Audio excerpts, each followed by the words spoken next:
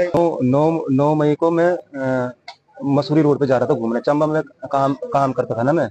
Mussoorie road पे जा रहा था घूमने के लिए, तो दो लोग आए पीछे से स्विफ्ट कार पे और गाड़ी के अंदर ढकेलने लगे मेरे को। मैं चिल्लाया, मैंने कहा कौन है। ऊपर से एक छत के ऊपर से एक औरत ने भी देखा था, और फिर ये बोलने लगी तूने एसएसपी को शिकायत दे रखी और एसएसपी ने तेरे को मिलने के लिए बुला रखा। तो मैंने शिकायत दे ही रखी थी सच में, मैंने सोचा सच में बुलाया होगा इन्होंने। फिर ले गए मेरे को, कद्दू खाल तक ले गए मेरे को। फिर आधे रास्ते में इन्होंने इंस्पेक्टर धर्मेंद्र रोहतक और बाबू खान को फोन भी किया इन्होंने कि भाई अब इसको कौन से रास्ते से लाना है। फिर रास्ता इनको मिला नहीं शॉर्टकट, फिर ये वापस से चंबा के रास्ते से ही लाए मेरे को। और फिर ये ले गए मेरे को कोटी कॉलोनी पुलिस स्टेशन में। यहाँ थोड़ी देर में बैठा, फिर थोड़ी देर बाद वहाँ आया धर्मेंद्र रोहतक इंस्पेक्टर। और जैसे ही वो आया, थप्पड़ थप्पड़ मारे मेरे को नंगा किया और डंडे से बेल्ट से मार मार के जब जब मेरी पेशाब निकल गई, तब ये इंस्पेक्टर धर्मेंद्र रोहतक बोलते हैं कि अभी इस पेशाब को पी की।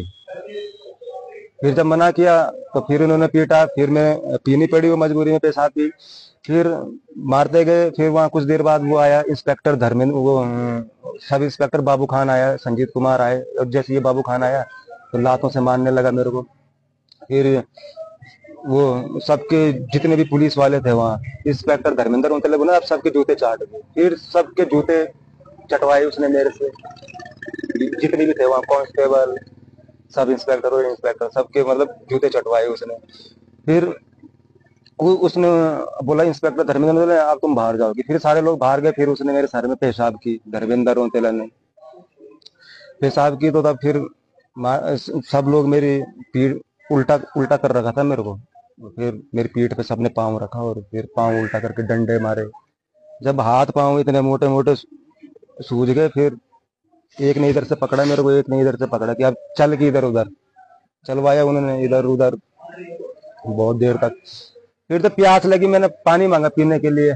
तो एक कांस्टेबल है शेखर, गिलास में पानी लाया। तब ये इंस्पेक्टर धर्मेंद्र रोहतक क्या बोलते हैं इस गिलास को इधर ला के। फिर उसने थूका उसमें, फिर मेरे को बोला कि अब पी की इसे। फिर उसने वो पानी पिलवाया मेरे को अपने थूक का। फिर हाथ में फ्रिज से उन्होंने बर्फ का गोला भी निकलवाया था, बर्फ का गोला भी पकड़वाया मेरे को। सर में जूते मारे, जूते चटवाए, पेशाब की, बहुत वो मतलब मारते गए। फिर ये ले गए मेरे को रात को 12:30 बजे जाग तिराए में ले गए मेरे को। और जाग तिराए में एक कांस्टेबल मेरा दाएं साइड बैठ रखा था, एक बाएं साइड बैठ रखा था। फिर ये उतरे बाबू खान और संजीत कुमार, और ये बाबू खान ब्लेड से अपने हाथ पे खरोज मारने लगा है। फिर इन्होंने मेरे को बाहर निकाला और मेरे हाथ में चाकू पकड़ा दिया इन्होंने एक। फिर मेरी वीडियो बनाने लगे। फिर ये जा रहे थे मेडिकल करवाने वहाँ नई टिहरी।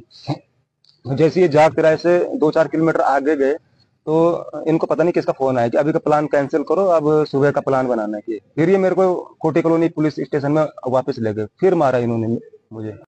देखिए, जो केशव थलवाल हम पर आरोप लगा रहा है कि उसके साथ जो है मारपीट हुई है और अमानवीय व्यवहार किया गया है, ये सब निराधार आ सकते हैं। उसके साथ कोई ऐसा व्यवहार नहीं हुआ है। उसकी जो तहरीर थी, केशव थलवाल ने 21 तारीख को सीएम पोर्टल पर अपनी एप्लीकेशन डाली थी और उसने ये आरोप लगाए थे कि मेरी बहन अपनी न्यूड वीडियो बनाकर लोगों को दे रही है। और जब केशव थलवाल से ये पूछा गया कि आपके पास कोई ऐसी एविडेंस है कि जिसमें आपकी बहन ऐसी न्यूड फोटो डाल रही है तो आप हमें दें, उनके द्वारा ऐसी कोई हमको ना तो कोई वीडियो दी गई, ना कोई ऐसा लिंक शेयर किया गया जिसमें कि कोई ऐसे फैक्ट आते। और उन्होंने जिस तहरीर में जिस व्यक्ति का नाम लिखा था वो उन्हीं का रिश्तेदार है कि मैंने उनके फोन में ये वीडियो देखी। तो पुलिस ने उनके पास जाके भी जांच की, उनका फोन चेक किया तो उनके पास कोई ऐसी वीडियो नहीं थी।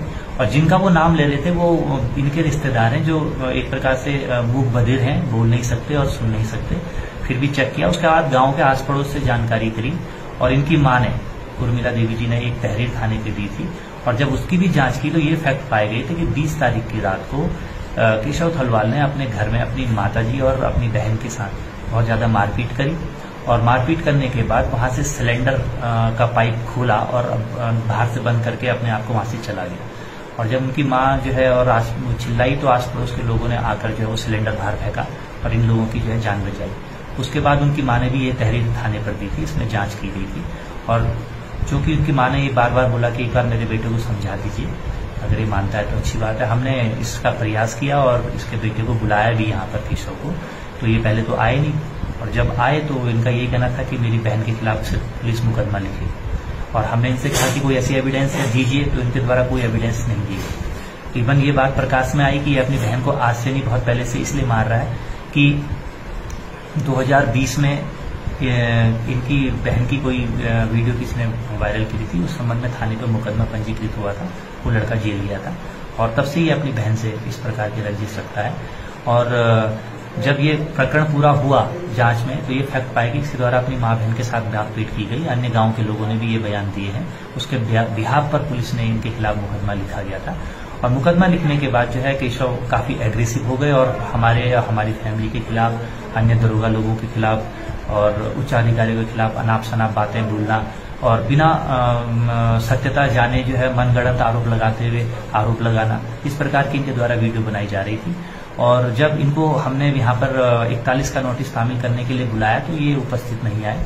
इसलिए आप पर माननीय न्यायालय से एनबीडब्ल्यू लेके इनके खिलाफ जो है अग्रिम कार्रवाई की गई और दौरान गिरफ्तारी इनके द्वारा जो है पुलिस पर हमला किया गया था, उसका अलग से मुकदमा पंजीकृत है और उसके बाद इसको हम पुलिस द्वारा जो है जेल अरेस्ट करके जेल भेजा गया। देन अब ये आरोप लगा रहे कि मेरे साथ जो है पुलिस ने अमानवीय व्यवहार किया, मारपीट करी।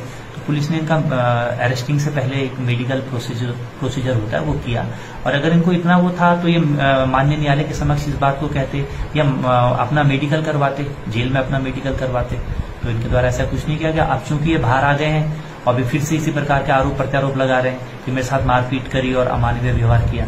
चूंकि आप अपनी तरफ इसलिए लोगों को आकर्षित कर रहे हैं कि मारपीट ना कह के ये कहना कि मेरे साथ जो है मलमूत्र मेरे पे किया और मेरे साथ अमानवीय व्यवहार किया, ताकि एक सद्भावना मेरी तरफ जगे, जबकि इसमें बिल्कुल असत्यता है। ऐसा कोई इसके साथ दुर्व्यवहार नहीं किया गया। और जब इनके बारे में केस स्टडी करी गई तो यह आज से नहीं, लगभग 2020 से ऐसी वीडियो बना रहे हैं। पुलिस विभाग के अलावा अन्य विभाग के अधिकारी कर्मचारियों को भी इनके द्वारा इसी प्रकार से एक वीडियो बनाकर उनको प्रताड़ित किया जा रहा है। हर आदमी एक जैसा नहीं होता है, लेकिन सबको एक ही तराजू पे तोलना ये भी ठीक नहीं है। सभी दोस्तों को नमस्कार। और ये जो है टिहरी पुलिस मेरे खिलाफ फर्जी खबर चला रही है अपने फेसबुक पर। और मैं टिहरी पुलिस से कहना चाहता हूँ कि जब तुम लोग 2 क्वार्टर पकड़ते हो तो उसकी पोस्ट डालते हो तुम अपने फेसबुक पेज पे कि आज हमने इसको पकड़कर जेल में डाल दिया। और तुम्हारे अनुसार मैंने एक पुलिस वाले का चाकू से हाथ काट दिया और तुमने इसकी पोस्ट नहीं करी। मतलब मैंने इतनी बड़ी घटना कर दी। एक पुलिस वाले का, एक सब इंस्पेक्टर का हाथ काट दिया मैंने चाकू से। और आप लोगों ने उस समय, जिस समय मेरे को जेल में डाला, पब्लिक को क्यों नहीं बताया, पोस्ट क्यों नहीं डाली मेरी? और आज जब यूकेडी समर्थन कर रही है और ये लोग डर गए हैं और अब झूठी कहानी बनाकर, मनगढ़ंत कहानी बनाकर मेरे खिलाफ फर्जी खबर चला रहे हो अपने फेसबुक पेज पे। खैर कोई नहीं, आंदोलन तो होगा और नार्को टेस्ट भी होगा, सीबीआई जांच भी होगी और सच सामने आएगा सबके। और जिन जिन लोगों के साथ गलत किया है वो भी सामने आएंगे, मेरे घर वाले भी सामने आएंगे। बस इंतजार करते रहो। और सीबीआई जांच भी होगी और नार्को टेस्ट भी होगा सबका। उत्तराखंड क्रांति दल इन पुलिस वालों को नार्को टेस्ट भी करवाएगी और सीबीआई जांच भी करवाएगी। और ये राक्षस प्रवृत्ति के पुलिस वाले हैं जिन्होंने मेरे साथ ऐसा घिनौना काम किया है, इनके खिलाफ कार्रवाई भी करवाएगी। जेल